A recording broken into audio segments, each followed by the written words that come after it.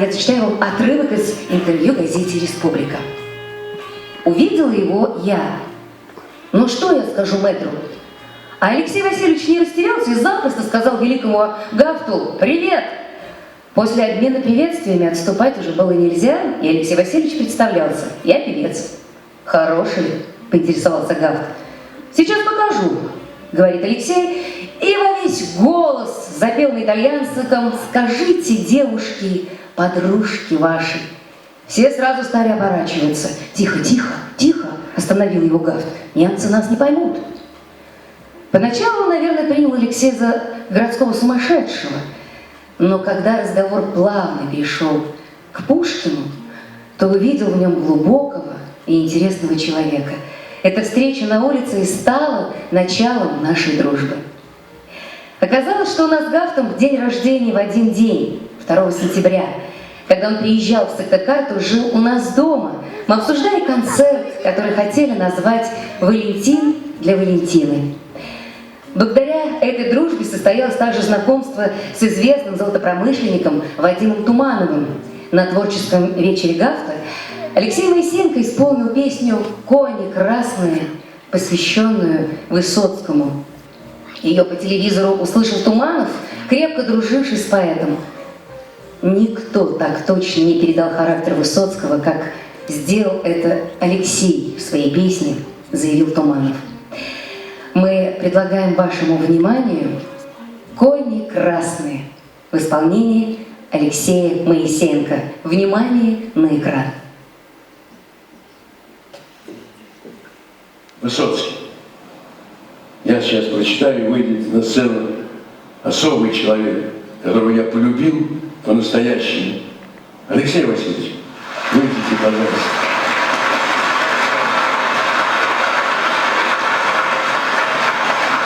Сейчас я вам расскажу коротко. Мы познакомились с ним на улице в Баден-Бадене. Он подошел навстречу мне, я прочитаю вам стихи, я сказал, я вам, и такой же сумасшедший, как я, значит. Потом я приехал в Сыктывкар, у нас был вечер. Это чудо-человек. Он сочиняет, он думает. Живет в Сыктывкаре.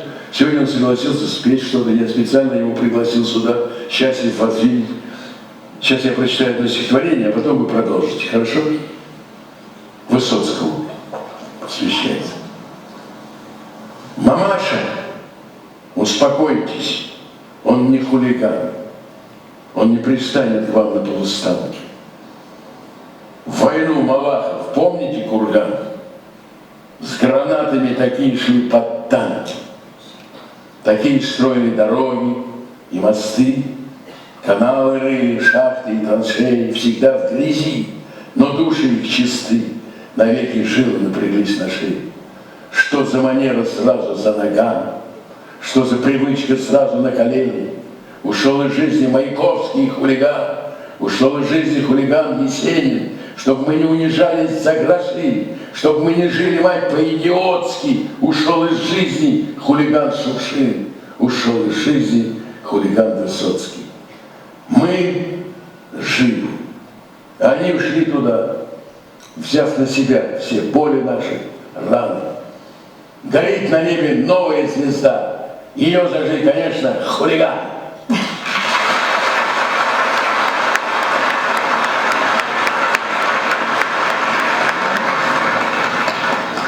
Дорогие друзья, дело в том, что судьба меня свела с Валентиновичем, и в моей жизни появились такие удивительные моменты, что я могу вот здесь стоять перед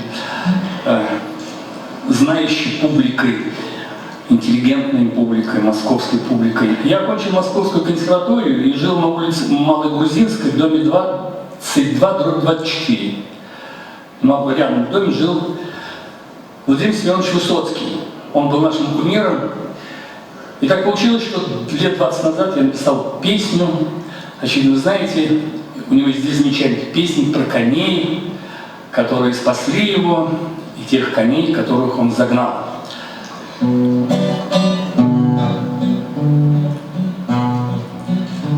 Кони резвые, кони в дальницу,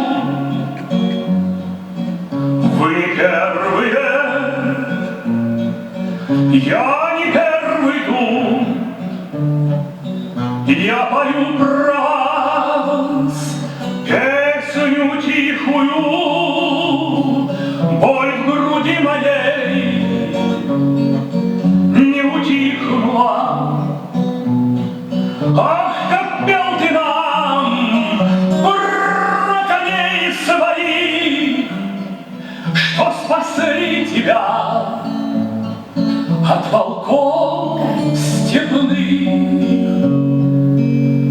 Как догнать тебя не хватило сил, хоть коней загнать, кто ж их научил? Я б тебе помог, только ты все пел. Я б тебя сберег, только ты терпел. Жил не каялся, пел, гулял, любил, а приставился, будто и не жил. Ты ушел от нас вдаль безвестную, под копытами шире небесная. Коренной бежит ровной рысью, престижные с ним спины лисьи. Кони красные из страны твоей унесли тебя, не сдержать коней вдаль бесстрастную, бесконечную. Там в безвременье будешь вечным ты. Надо мной сейчас где-то выше кони мчат тебя по чужой стране.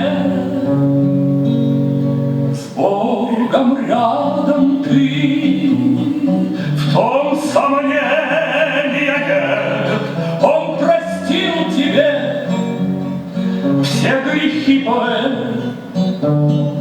Уж коней твоих будут помнить все. Много лет пройдет на родной земле, ты останешься в гонке бешеной. За тобой идут люди грешные, но я своих берегу пока, плеткой редко бью по крутым бокам и пою про то, как жалею их, и про то, что ты не сберег своих.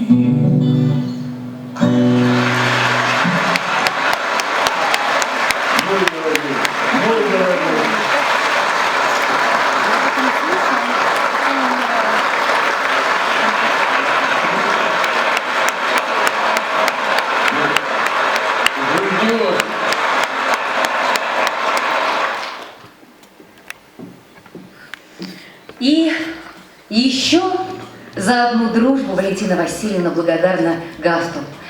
Мы приглашаем на сцену заслуженного артиста России Саида Багова.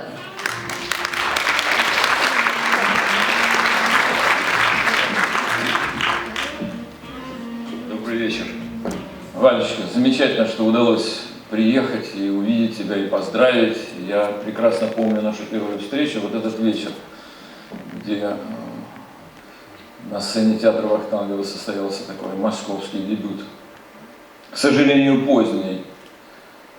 Леши, нашего дорогого, удивительного, выдающегося артиста, певца, редчайшего калибра и достойного действительно колоссальной мировой карьеры, которой, к великому сожалению, у него не было. Но Валентинович, когда приехал из Баден-Бадена, он был поражен этой встречей. И первое, о чем он рассказал, он действительно был искренен, человек, которого невозможно было, знаете, насильно заставить говорить какие-то комплиментарные вещи. Он сказал: я познакомился с совершенно удивительным человеком, потрясающим художником, певцом, и то, как он начал петь, я сразу понял, что это гений, понимаешь, гений. А какая у него жена, сказал он. Невероятная женщина. И потом, когда он приехал в Сыктывкар, есть такой забавный случай, казусный. Он ночевал в спальне, а там такое, знаете, там обои с фотографиями Мерлин Монро. И он, Валентинович рассказывал: ты представляешь, говорит, жена у Леши изумительная, она просто настоящий друг, спутник, колоссальный человек, сердечный, а красавица какая, а какой она в молодости была. Я, старик, ночью встал, там на стене ее фото. Честное слово, я вот от фотографии к фотографии, а там Мерлин Монро во всей своей красе. Это Валентинович. И понимаете, какая жизнь, она, конечно, удивительная и своей радостью, и своим горем, потому что в горе и в несчастье мы тоже оцениваем эту жизнь, и наши встречи, и наши потери. 24 июля мы должны были играть с Гафтом наш спектакль, который мы большим успехом играли в Театре «Современник» в Москве, написав пьесу, создав авторский спектакль. И вот 22-го у него был инсульт.